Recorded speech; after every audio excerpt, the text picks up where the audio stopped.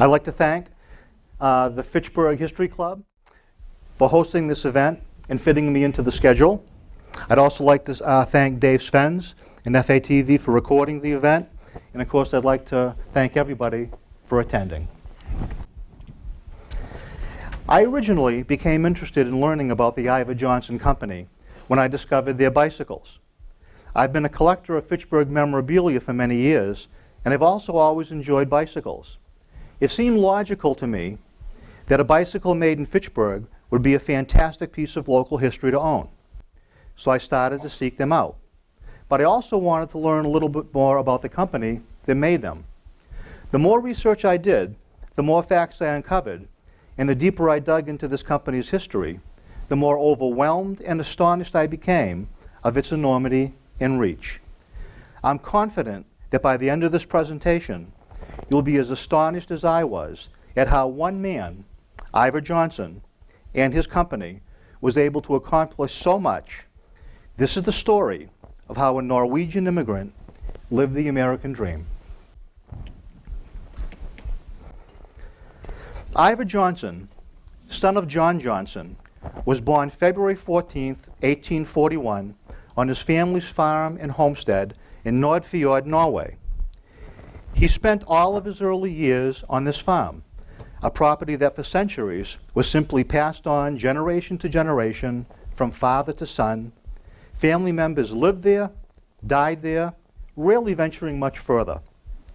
Young Iver was accustomed from childhood to hard labor and long hours, as it was a way of life for the family.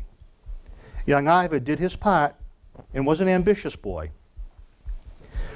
Iver's hometown of Nordfjord, Norway, is a beautiful small fishing village on the northern end of a fjord. The town is blessed with beautiful scenery, deep clear fjords and lakes, spectacular mountain peaks, beautiful glaciers, and year-round alpine skiing. However, as beautiful as it was, young Iver was determined to leave the family farm and seek his fortune in a trade where even longer hours were required. But the opportunities were much greater. At the age of 16, his family sent him to the town of Bergen. You can see it right on the map there in Norway, where he was apprenticed to a gunsmith. Here, he was required to be in the shop from 5 a.m. to 9 p.m. during the summer months, and from 6 a.m. to 8 p.m. during the winter. His educational opportunities were limited, amounting to about 3 months of the year while in his hometown, supplemented by instruction in Sunday school. Having finished his apprenticeship in 1862, young Iver became a journeyman and was employed for 1 year in the town of Christiania, known today as Oslo. Upon mastering the trade, he was successful in opening his own gun shop in Norway's capital city, Oslo.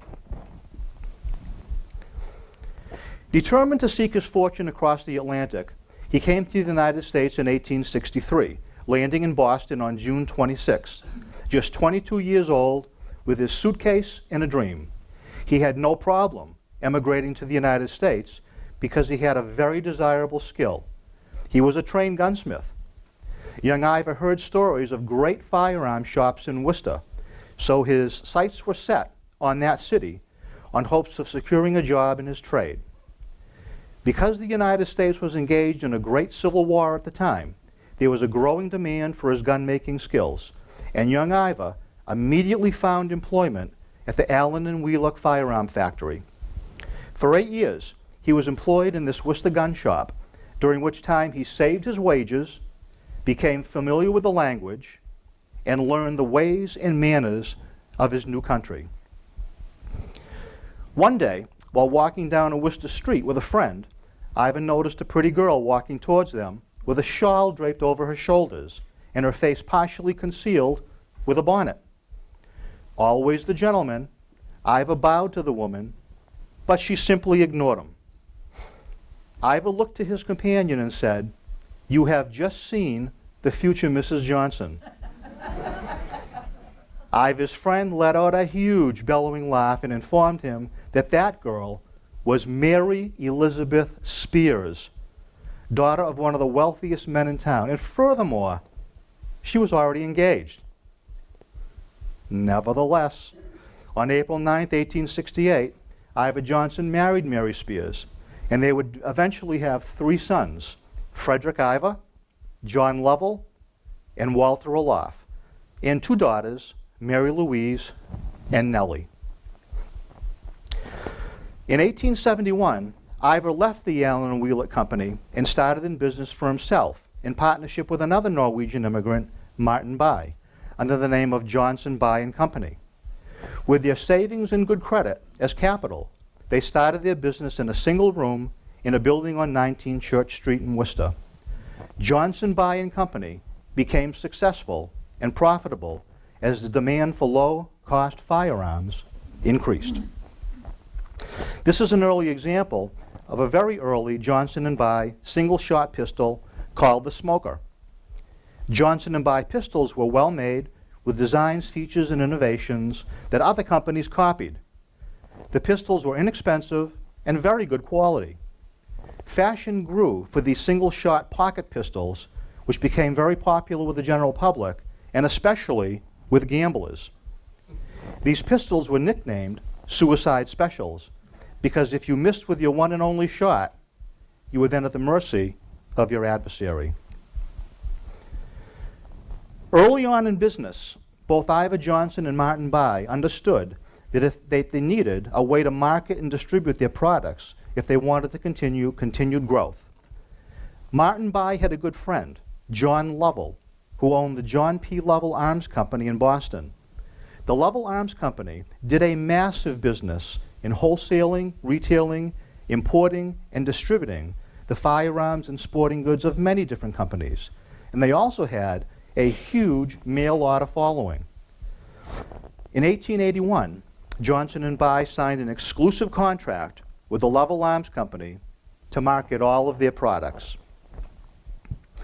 After 2 years, Johnson & By outgrew their space and relocated to a building on Central Street known as the Armsby Building. Here, they rented 2 rooms and employed 50 hands. After another 2 years, Johnson & By purchased the building, and as business continued to grow, they expanded their business to the entire building. In 1883, Mr. Johnson bought the interest of his partner, Martin By, and the business was thereafter conducted under the name Iver Johnson Arms. Mr. Johnson was an inventive genius and was very successful in creating new and improved features in firearms and later for bicycles, which he had covered by U.S. patents. He did all kinds of drop forging, polishing, and nickel plating, and was constantly devising new machines and implements for the market, using only the best machinery in his factory. His goods were steadily becoming well known throughout the country, and he soon found it necessary to expand his presence to Canada and Mexico. In 1885, the manufacture of bicycles was begun directly from the designs of Iver Johnson himself. A year later, the product amounted to 1,000 bicycles a year, and within 5 years, bicycle production increased to 15,000 a year, partially fueled by the turn-of-the-century bicycle craze. Along with his firearms, Iver Johnson bicycles were beginning to command a significant share of the business. To give you some insight into just how popular the bicycle craze was at the turn of the century, this photograph shows enthusiasts from local bicycle clubs gathered at the spring meet of the League of American Wheelmen, Massachusetts Division, held in Worcester on May 30th, 1891. Present at this meet were a group from Fitchburg called the Fitchburg Wheelmen. Cycling was always popular in Fitchburg, and there were numerous bicycle clubs in the area. This image shows the Fitchburg Cycle Club at about the turn of the century. This picture shows the Rollstone Cycle Club at about the same time. Here are the members, some enjoying cigars and a few drinks before a local event. Here are the same members of the Rollstone Cycle Club with some of their guests assembled for a group photograph in the Upper Common. The Rollstone Cycle Club was especially active in local parades and other city celebrations. This club took their involvement with the community quite seriously, as we can gather from this 1893 notice to members that read, "Members are expected to meet at the club at 4:30 a.m. sharp on Memorial Day, with uniform to consist of a white sweater with emblem on front, a cap with a 4-inch visor and emblem on top, knee breeches, and black stockings." You can be fairly sure that many of the local cyclists rode Iver Johnson wheels, if only because the company had a substantial presence in the city.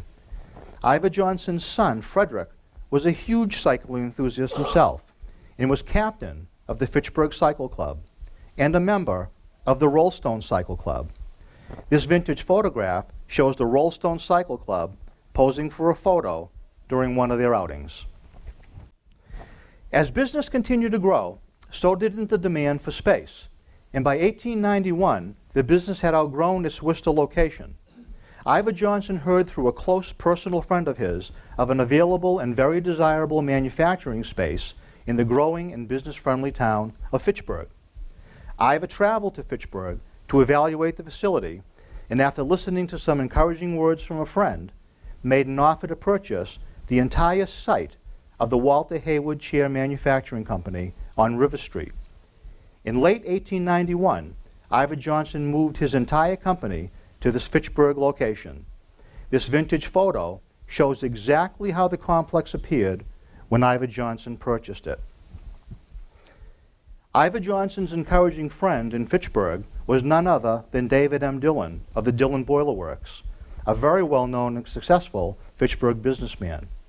David M. Dillon was directly responsible for bringing the Iver Johnson Company to the city of Fitchburg. This is an example of a set of antique cast iron D.M. Dillon boiler doors. On this site, with his additions, Iver Johnson constructed one of the largest industrial institutions ever seen in the city of Fitchburg. The Iver Johnson Arms and Cycle Works would now occupy 5 brick buildings and several wooden ones. With a floor space of some 200,000 square feet, equipped with all the modern appliances and machinery, expert and skilled mechanics and metallurgists were employed, and laboratories were maintained for chemical and mechanical testing. This manufacturing facility was the largest of its type in the entire world. With large retail stores in Fitchburg, Worcester, and Boston, and massive wholesale depots in New York, San Francisco, and St. Paul, and branches in England, Germany, and Australia, they would cover practically the entire world. The company was now in a position to meet all challenges, and everywhere it was known, the company lives up to the motto of its founder, honest goods at honest prices. It was fashionable at the turn of the century for manufacturers to have lithographs made of their factories and distribute them to their associates. As a matter of fact, one still hangs in the office of Kelly Wood Products, located towards the rear of this complex. You can be absolutely certain that one of these lithographs hung in Iver Johnson's office, located in the building to the far right, directly facing River Street. This framed example, owned by a local collector, could very well be that one. At the same time that Iver Johnson was equipping his new factory on River Street, he was also looking for a suitable new home in Fitchburg. He purchased this beautiful Victorian home on 131 Highland Avenue that still stands today. I have an interesting personal story about this house. My father, at one point, was looking for a new home for the family and got a tip through his barber that this very house was for sale. I can recall, although I was quite young, going to look at it one evening with my father and mother, and remember walking through the house. I can recall thinking that it was so big and so dark. My father never did end up buying it, and later in life when I asked my mother why they passed on it, she told me she didn't care for it because it felt too spooky. However, My father passed on the information about the house to a family friend, Dr. Quinn Rollo, and Dr. Rollo did end up buying the home and lived there for many years with his family. In 1894, Iver Johnson added a complete line of sporting goods to its firearms and bicycle line, and in the same year opened a bicycle and sporting goods store on Main Street in Fitchburg. One thing you have to admit, they had great looking stationery. Front and back. Their new products would now include tennis rackets, skis, snowshoes, ice skates, baseball, basketball, and track uniforms, fly fishing rods, golf clubs, canoes, toboggans, and gym equipment of every imaginable type. If it was sports related, Iver Johnson carried it. They would attach their name to every product they sold, right down to and including a line of whistles.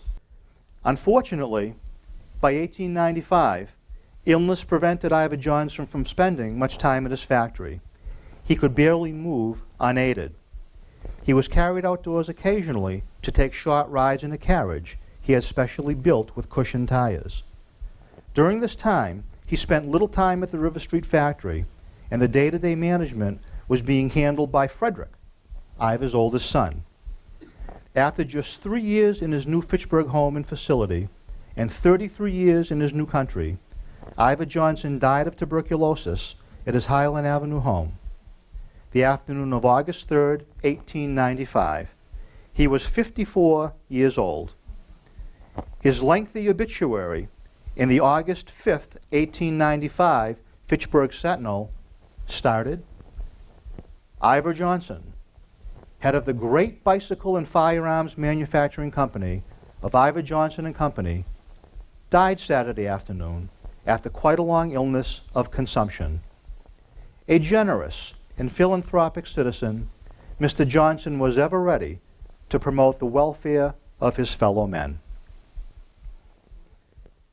Iver's Fitchburg home was flooded with letters of condolences from all corners of the world.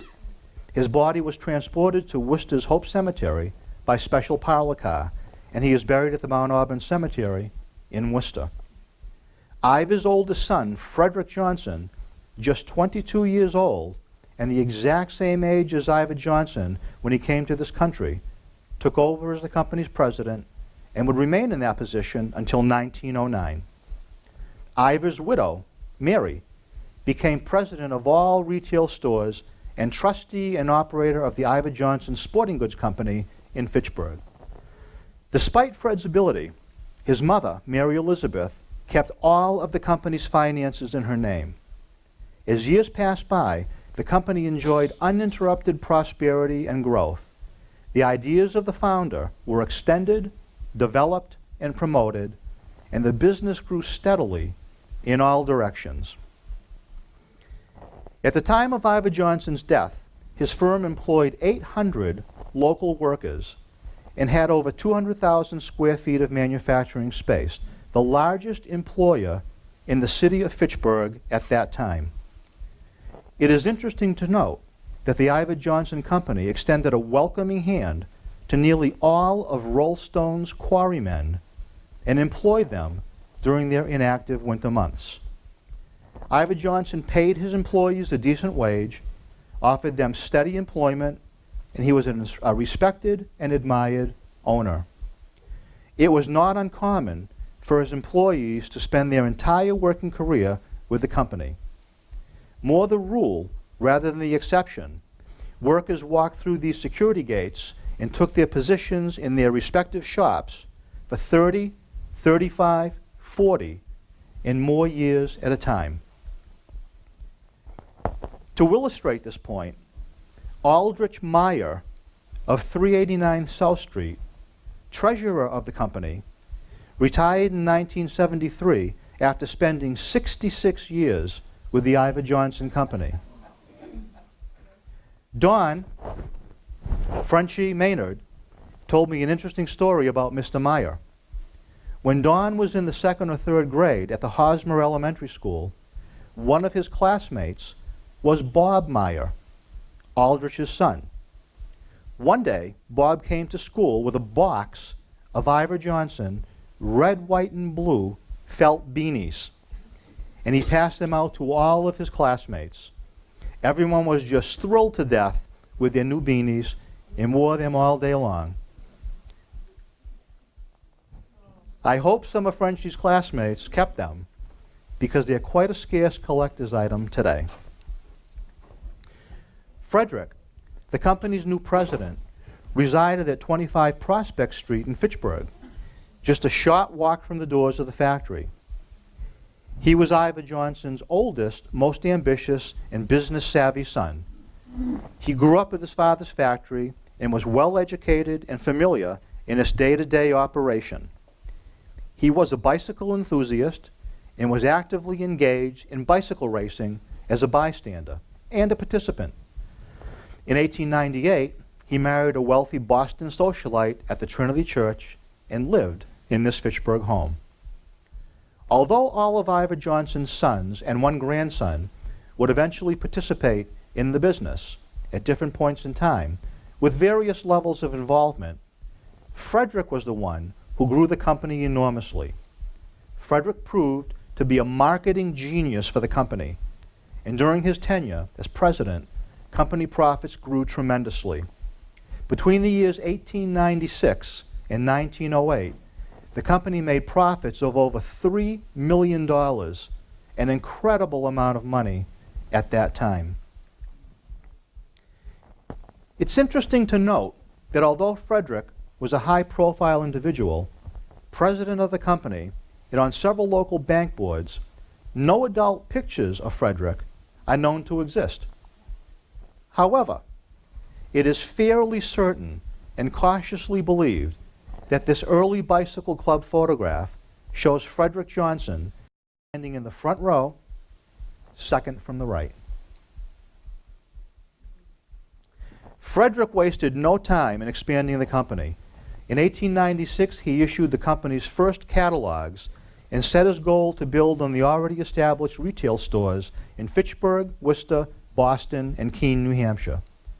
In 1900, the Iver Johnson Company purchased the entire wholesale, retail, and real estate holdings of the enormous J.P. Lovell Company in Boston. Iver Johnson now owned the company that it once used to distribute its goods. With already established large retail stores in Fitchburg, Worcester, Boston, and Keene, New Hampshire, massive wholesale depots in New York, San Francisco, and St. Paul, and branches in England, Germany, and Australia, the Iver Johnson Company would cover practically the entire globe. In 1903, the Iver Johnson Company opened sales offices in New York City, Chicago, San Francisco, Hamburg, Germany, Paris, France, London, England, and Constantinople, Turkey. The Iver Johnson Company grew to be the world's largest supplier of firearms, bicycles, and sporting goods, covering most all of the civilized world. A new Iver Johnson building was built in Boston in 1908, and no time was wasted making their presence known by flying a huge flag over the downtown building. The J.P. Lovell Arms Company, who once controlled the country's largest share of the firearm, bicycle, and sporting goods market, was now history, and the Iver Johnson Company stepped forward as the new leader in the field. As this historical Boston postcard describes, this new building was built for and occupied exclusively by the Iver Johnson Sporting Goods Company. Always seeking the best, the Iver Johnson building on the corner of Cornhill and Washington Street had the prime location in Boston's great retail district. It directly faced Adams Square, the very heart of Boston's business district.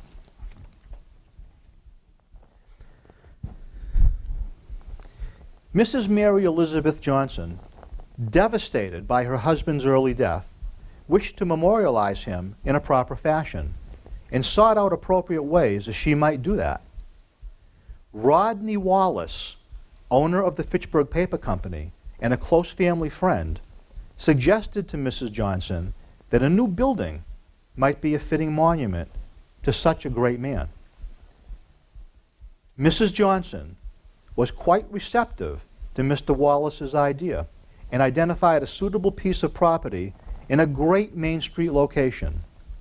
In 1896, Mrs. Johnson made a cash purchase of the entire Putnam Machine Company's property on the corner of Main and Putnam Streets and began to plan for an elaborate building that she would call the Johnsonia. Mrs. Johnson chose a group of high-profile Worcester architects to design the building. It would be built of Indiana sandstone in an Italian Renaissance style. She spared absolutely no expense on her 5-story, state-of-the-art complex of stores, offices, apartments, and a restaurant. The building would have every modern appointment that was available at the time, including elevators, telephone connections, noise-proof floors, and original artwork throughout the building, supplied by a Boston firm. When the building was completed in the spring of 1898, the Iver Johnson Sporting Goods Company moved into the corner store. Mrs. Johnson and some of her family relocated to the Johnsonia and made it their home until 1910. The restaurant on the 5th floor of the Johnsonia accommodated 250 diners in a lavishly decorated room with chandeliers and frescoed walls. Extravagant multi-course meals were served on holidays and special occasions. It was the most prominent restaurant for miles around and attracted presidential notables, Teddy Roosevelt, during his 1902 visit to Fitchburg, and William Howard Taft. In March 1899, Commanding Major General Nelson A. Miles of the United States Army was given a royal welcome there by the city of Fitchburg.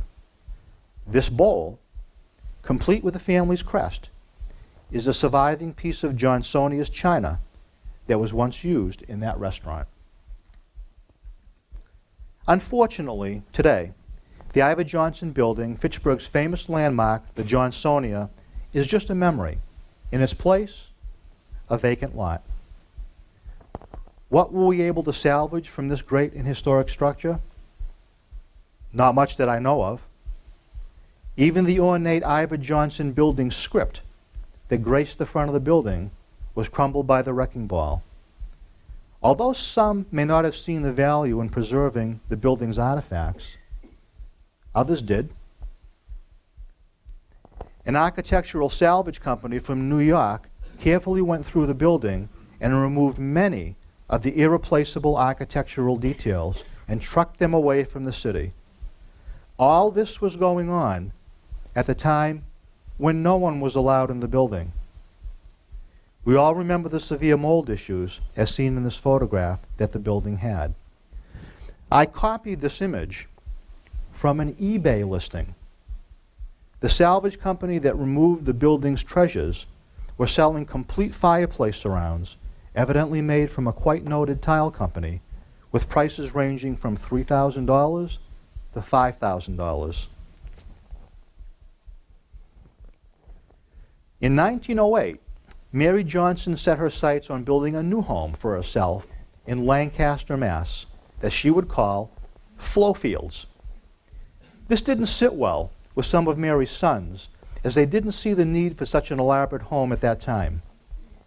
Frederick brought suit against his mother, contending that he and his siblings were entitled to share in the company's income equally. Mary claimed she was entitled to keep all income. A court battle ensued, and the case was settled in Mary's favor in 1913. When Mary died in 1915, she made her displeasure with Frederick very clear in her will. Millions of dollars were divided between her children, but Frederick was awarded a mere $1,000. When Flowfields was completed in 1910, Mary and some of her family members moved in. Flowfields was considered to be one of the most up-to-date country estates of its kind in this section of the country. The estate included this modern brick and stucco farmhouse mansion, 2 substantially sized stables, 2 modern caretaker's cottages, and several outbuildings. This home, now called the Manor House, is owned by the Perkins School, Lancaster, Massachusetts, and is used daily. The features of the mansion are a story for another day, but a few I found interesting were these handmade floor tiles that feature the family's crest and the company's owl trademark. The owl motif was also used around fireplaces and outside pergolas. Another interesting artifact is this stained glass window on a landing of the main staircase, depicting a woman with outstretched arms, with an inscription penned by Mrs. Johnson herself that reads, "My house is yours, my friends, through whose free opening gates, none comes too early, none departs too late." This painting of Mary, done by artist Henry Eric Christopher Peterson of Stockholm, Sweden, hangs in the mansion's dining room, right next to this painting of her husband. These paintings were not always property of the Perkins School. This is the story I was told on the day of my visit. On October 25th, 2006, a man by the name of Iver Johnson walked unannounced into the mansion in Lancaster with these 2 paintings. This Iver Johnson was a son of Walter O. Johnson and the grandson of Iver and Mary Johnson. Iver Johnson identified himself to the proper authorities and simply asked if they might like to hang them in the mansion. Without hesitation, his offer was wholeheartedly accepted, and Iver Johnson donated them to the Perkins School.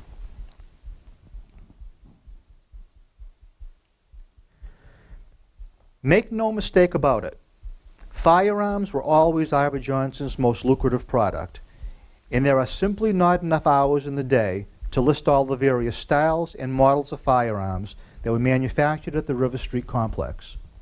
During good times and bad, Iver Johnson firearms were always in demand. The Civil War got Iver Johnson established and on his feet. World War I saw huge increases in production. The Depression of 1932 saw increases of sales as people purchased firearms for personal protection. And the demand for arms during World War II kept the River Street factory busy on its feet. It was claimed at the time, and never disputed by anyone, that the output of small firearms and shotguns made by the Iver Johnson Arms and Cycle Company was greater in volume than that of all other firearm companies in the country combined. Just as Fitchburg had a share of bicycle clubs, it also supported several firearm clubs. This shooting award ribbon, given by the Rollstone Schutzen Club, was one such club that was active in the early 1900s. One of Iver Johnson's huge successes was the invention of the safety automatic revolver. It was a revolutionary change in the handgun arena at that moment in history. Prior to this time, if you were to carry a revolver with the hammer down on a loaded cylinder, you risked an accidental discharge if you dropped the gun or hit the hammer sharply. The Iver Johnson Company patented this safety feature, and Fred's enthusiasm for advertising led him to patent and trademark the famous Hammer the Hammer slogan for their firearms. The gun-buying public would long identify the Iver Johnson safety automatic revolver with this slogan, and it was promoted relentlessly worldwide. This is just one example of hundreds of Hammer the Hammer advertisements produced by the company. The Hammer the Hammer slogan proved to be an incredibly successful marketing tool for the company and was directly responsible for huge increases in firearm sales and profits. Iver Johnson revolvers were marketed widely and advertised as being absolutely safe. They were so safe that even a little girl could play with one in bed because Papa says it won't hurt us. The Iver Johnson Company ran an entire series of advertisements promoting how safe their revolvers were, showing little girls handling revolvers. Here's another that claims, "Gentlemen, an Iver Johnson revolver can lie around the house. The Iver Johnson safety device makes it safe, even for children." This kind of advertisement probably wouldn't fly in today's world.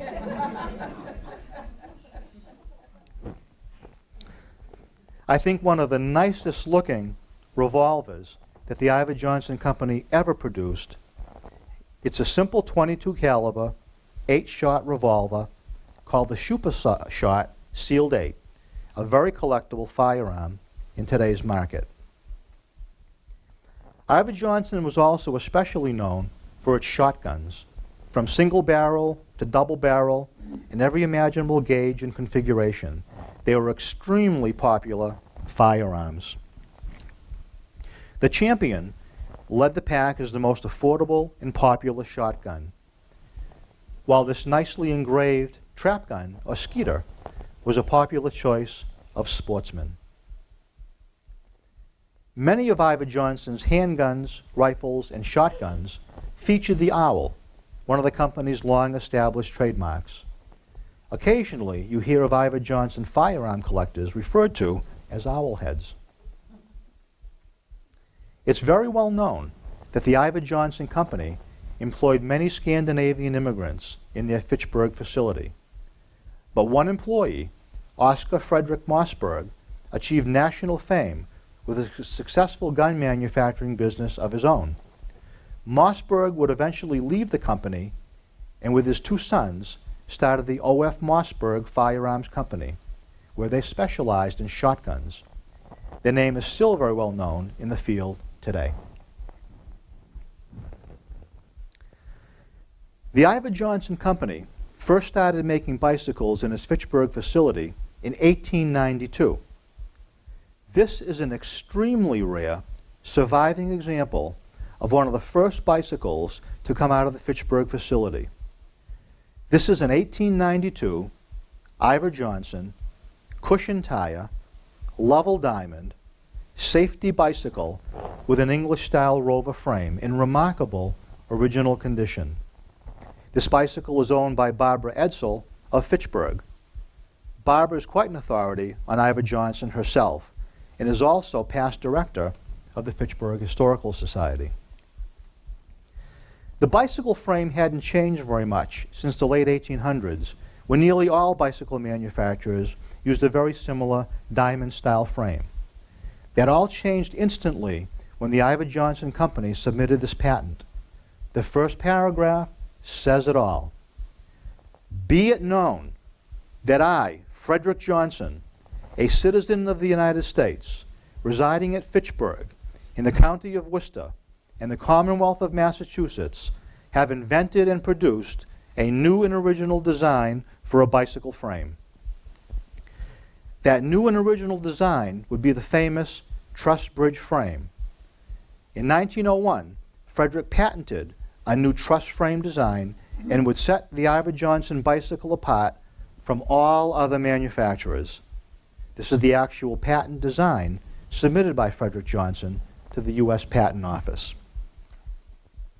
Frederick modeled the truss bridge bicycle frame after some of the most magnificent bridges in the country, and again, started a worldwide advertising campaign touting its benefits. The Iver Johnson Company absolutely flooded the bicycle market with hundreds of different advertisements featuring its new Trust the Trust slogan. The company took full advantage of the time it had while holding the exclusive patent.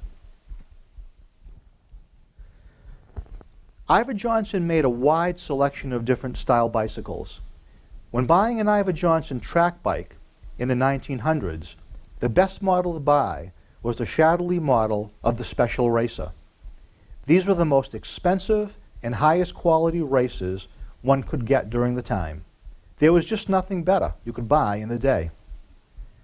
This bicycle is probably the best surviving original example of a shaddily equipped special racer in the country, currently owned by Bill Corbett, a collector in California. However, Iver Johnson made a full line of bicycles, from this very expensive $55 special racer to a complete line of children's velocipedes and scooters. This fully loaded and meticulously restored 1931 Iver Johnson Supermobike is owned by Scott Kinsman, who is sitting right over there. It wouldn't be a stretch for me to say that Scott has the largest collection of Iver Johnson bicycles and bicycle parts that I know of in the entire country. To give you an idea of just how well he is known in this arena, I'll share this little story with you. I was once chatting with a fellow Iver Johnson collector on the West Coast in search of some tough-to-find parts. When he realized I was from Fitchburg, he said, "You don't by any chance know Scott Kinsman?" When I said, as a matter of fact, I do, he replied, "Well, just call Scott. I'm sure he has everything you need." In any case, Scott is unquestionably the area's foremost authority on anything Iver Johnson. This well-preserved and all-original 1939 twin-loop roadster is a lady's answer to Scott's Supermobike. Most all the women's bikes had skirt netting on the rear wheel and chain guards to prevent dresses from getting caught in their spokes, gears, and chains. The market for bicycles was changing rapidly during John Lovell's term as the company president, as motorcycles and automobiles began to capture more of the market. Also, the threat of World War II began to cast its shadow over the country. Unfortunately for the bicycle buying public, the Iver Johnson Company closed down their bicycle production in 1941 as they ramped up and concentrated on arms for World War II. Surviving bikes today have become collector's items worldwide. Today, Iver Johnson bicycles are considered to be classics by vintage bicycle collectors and are considered to be especially pleasing from an aesthetic point of view. Even when new, they were marketed and had the reputation for being very graceful looking, extremely well built, and engineered for performance. There's even an Iver Johnson bicycle on display at the Smithsonian Institution's National Museum of American History. As mentioned, one of the most noted Iver Johnson models was the truss bridge frame. This picture shows a 1932 Iver Johnson truss bridge roadster, a great example of this bicycle, taken at the old Iver Johnson complex on River Street. This bicycle was completely restored by Scott Kinsman.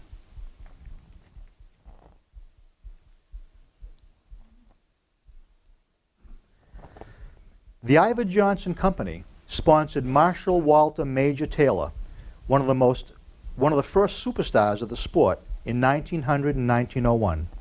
This photograph shows Major Taylor on a 1900 Iver Johnson racing bike. Major Taylor won several World Cycle Championships under the Iver Johnson banner and became one of the sport's first superstars. Because of his fame, Iver Johnson racing bikes became sought after by professional racers worldwide.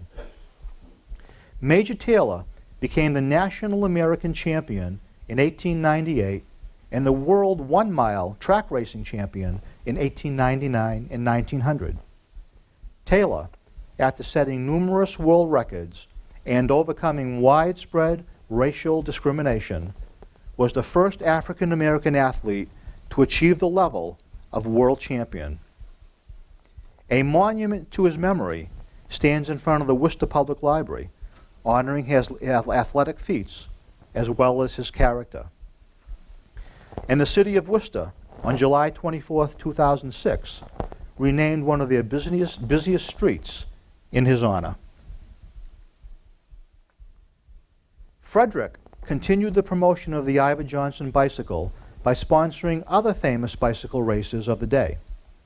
Here is Harry Elks on the Iver Johnson. Harry Elks was the world's greatest late 19th century middle-distance bicycle racer with a substantial list of wins and records worldwide. On Memorial Day in 1903, Elks raced in a 20-mile motor-paced event held at the Charles River Track in Cambridge, Mass. On the 16th mile, Elks' chain broke, and he was thrown to the track directly in front of a large pacing machine. He was run over and died from multiple injuries. 15,000 people witnessed the tragedy of this 25-year-old champion racer. As this 1901 advertisement states at the very bottom, Harry Elks and Major Taylor, champion riders of America, win their races on Iver Johnson wheels. Although not directly promoted by Iver Johnson, the company scored a major advertising victory when Tony Pizzo chose an Iver Johnson Trustbridge Roadster to complete one of his round-trip journeys across the country. In 1920, Pizzo accepted a bet, which he won, to complete a trip from New York to Los Angeles, California, and back to New York in 1 year's time while handcuffed to his bicycle. The reason he wore a sailor's uniform was because he was also actively recruiting for the U.S. Navy. If you focus on the holster that says dogs only, it's interesting to note that Iver Johnson manufactured a revolver specifically marketed to cyclists that they called the cycle revolver. One advertisement for it read, "A light, accurate, repeating revolver that means business when fired at vicious dogs or highwaymen who want to attack wheelmen on the road. A good thing to carry in regions so infested."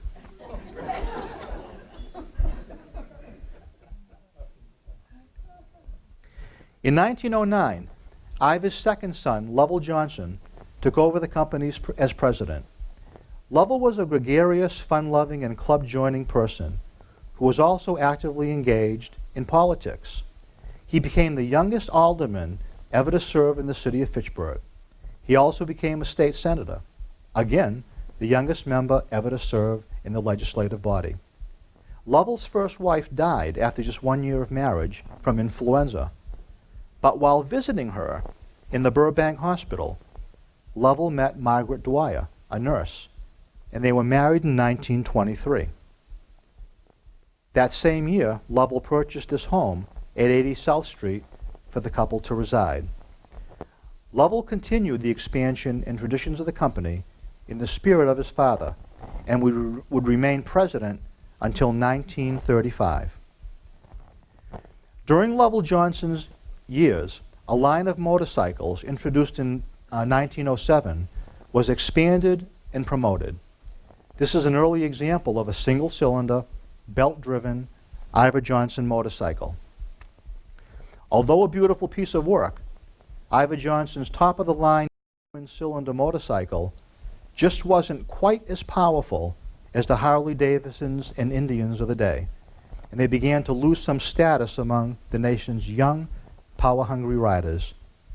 Additionally, in 1916, the market for weapons, with World War I on the horizon, began to seriously outstrip the prospects for motorcycle sales. So the company turned its attention to firearms, bicycles, and tools, and abandoned motorcycle production altogether. Today, however, they're a collector's dream. An unrestored 1915 Iver Johnson motorcycle recently sold for $299,600 at Bonham's Motorcycle Auction held in Las Vegas, Nevada. Adding automobiles to their long line of products, Iver Johnson Arms and Cycle Works opened Fitchburg's first automobile dealership featuring Ford motor cars at 27 Lunenburg Street, the site of today's Saborans Hardware. The company would own and operate this business from 1914 through 1948. To put this into some kind of perspective, in 1913, 1 year before this dealership opened, there were only 53,000 registered cars in all of Massachusetts. This early Fitchburg Sentinel advertisement shows the 27 Lunenburg Street address and boasts that 47 Ford cars have just arrived. In 1919, the Iver Johnson Company purchased this building from Ford and Lyons, the original builder and owner, and operated a second automobile dealership on the corner of Elm and Pritchard Streets. At some point in time, an additional story and addition was added to this building, along with an elevator that would lift cars to the second and third floor. Interestingly, this building was originally built to be a public garage, and today's owner, Rick Bosgarden, is using the building in much the same way.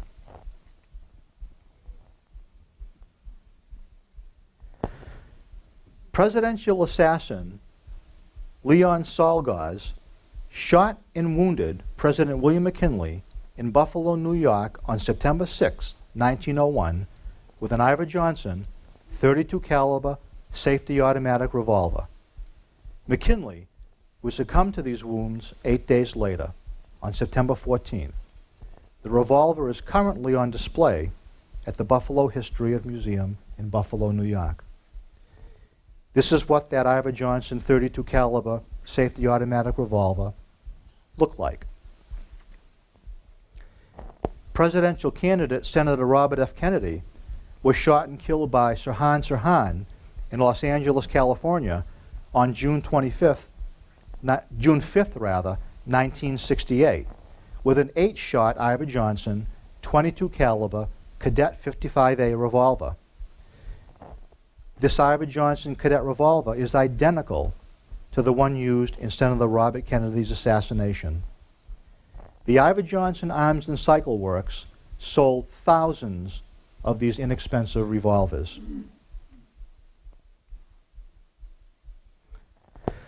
Walter Aloff, Iver Johnson's youngest son, was president of the company in 1935 until his death in 1953. After living at the Lancaster estate of his mother for many years, he would eventually move to the Newton, Massachusetts with his second wife. During his tenure, the company only introduced 2 new models of revolvers. It was a period of slow decline for the company. Walter's death in 1953 left the company in disarray and confusion for several years. Luther Otto, Iver Johnson's grandson, stepped in as president, but his interest was not in business, and the company, under his watch, slipped even further away. Luther Otto would be the last family member to control the company. Ultimately, the family trustees of the estate didn't have the desire or the will to continue, and they began a systematic dismantling of the business. In September of 1957, the Fitchburg Sentinel reported rumors that the company may close, and in the same year, a liquidation sale started. By 1971, the company was just a shadow of its century-old beginning. Confined to just a limited production of revolvers, it had lost its edge. Luther Otto's death in 1971 ended a 100-year run for the company that was owned and controlled by the same family. No other gun manufacturer in the world could ever make this claim. On the company's 100th anniversary, all family connections ended. The remaining vestiges of the company were purchased by Lou Imperato and remained in Fitchburg until 1977. Shortly after, the manufacturing was moved to New Jersey, then finally to Arkansas for another 20 or 30 years. The company, under Lou Imperato, never took hold, and after a change in ownership, a bankruptcy, a reacquisition, and several half-hearted attempts to introduce new products, the doors were shut for good in 1993.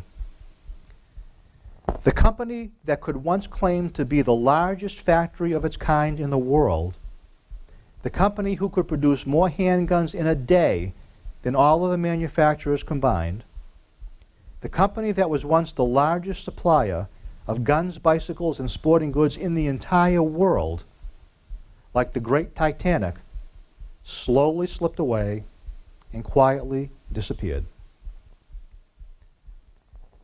The busy rooms of the factory, once packed with machinery and skilled workers, today are empty and neglected and have no story to tell.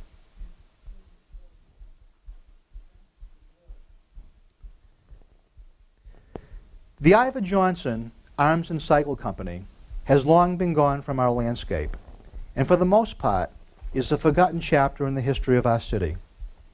It's a story that is simply ancient history for many. Occasionally, the name does resurface, and some can recall interesting little pieces of information about the company. But for the most part, the majority of people that drive by the River Street complex simply have no idea what went on behind its brick walls. However lost the story may be to many, there is absolutely no doubt in my mind that the Iver Johnson Arms and Cycle Company's greatness and legacy lives on quite strongly through collectors of their artifacts and admirers worldwide. This is the story of a Norwegian immigrant who lived the American dream. He came to this country believing that in America, if you were willing to work hard, you could be successful, and nothing could stop you from building a good life for you and your family. Thomas Jefferson once wrote, "Nothing can stop the man with the right mental attitude from achieving his goal." Iver Johnson was one such man. I hope you enjoyed tonight's presentation, and I thank you all so much for attending.